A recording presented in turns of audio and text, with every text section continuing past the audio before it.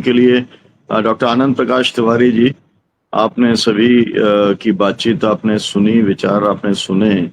अब आपको इसमें क्या लगता है कि मतलब हम लोग भी कार्यक्रम ही अपना करते रहेंगे और टिप्पणियां एक विश्लेषण लोगों तक पहुंचाते रहेंगे, या इसमें कुछ आगे भी बढ़ने की स्थिति बन सकती है? जैसे एक सुझाव आया, कुछ लोग जो कर रहे हैं जिस तरीके से दुनिया के अंदर अपने अपने तरीके से कई लोगों के इनिशिएटिव्स हो रहे हैं, उसमें भी कोई एक नए तरीके से भारत के जो लोग हैं जो फिलिस्तीन के का समर्थन करते हैं या इजराइल का विरोध करते हैं, उन्हें भी कुछ इनिशिएटिव लेके आगे बढ़ना चाहिए। जी तिवारी जी, आपकी अंतिम टिप्पणी। ये बहुत है कि मानवता के पक्ष में सोचना, मानवता के पक्ष में चिंतन करना, मानवता के पक्ष में बोलना भी आज के युग में सबसे बड़ा आंदोलन है।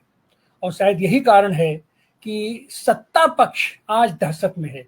पूरी दुनिया का सत्ता पक्ष दहशत में है। हर देश का सत्ता पक्ष आज की तारीख में दहशत में है।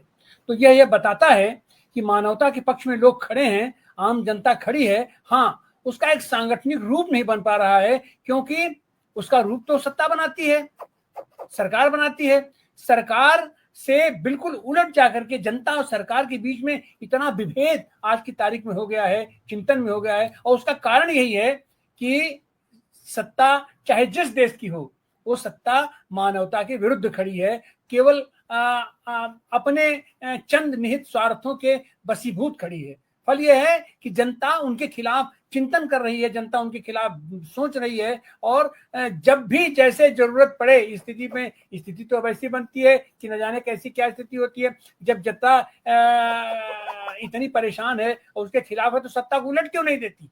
लेकिन सत्ता नहीं उल्टा पा रही है। अब उसके पीछे इस टेक्निक को सोचना पड़ेगा। लेकिन गाजा में जो हो रहा है वो निश्चित रूप से अब तक के मानवता का सबसे बड़ा शर्मनाक इतिहास ये लिखा जा रहा है, रचा जा रहा है। और जिन उद्देश्यों की पूर्ति के लिए संयुक्त राष्ट्र को बनाया गया था, अब उसका तो औचित्य ही खत्म हो गया है। बिल्कुल निरर्थक है, उसका कोई मतलब नहीं बनता है। हाँ, ये जो छोटे छोटे समूह बन के उभर रहे हैं, ये भी अपना औचित्य खो रहे हैं, क्योंकि यह भी कहीं ना कहीं से इनमें भी जो सत्ता है वो सबके सब दहशत में है, अपनी जनता से दहशत में है, एक दूसरे के ये प्रति दहशत में है। और अविश्वास का माहौल इतना बन गया है, उसमें पिस रही है गाजा की जनता और हर जगह की जनता पिस रही है। आम आदमी, गरीब आदमी हर जगह का पिस रहा है। तो उसके लिए अभी फिलहाल तो ये शिवाजी साहब का तो आह्वान है, सब लोग सोचे, नारा दें। नारा तो कैसे दिया जाए, उसका पालन कैसे होगा? लेकिन हाँ, हम सोच तो सकते हैं। अगर हम यहाँ सोचेंगे भी, अगर हम चिंतन भी करते हैं, तो यह वेवलेंथ कहीं ना कहीं टकराती है। और ये सत्ता दहशत में है, तो वो दहशत उनको तोड़ने का भी काम करेगी। और निश्चित रूप से वो दिन आएगा,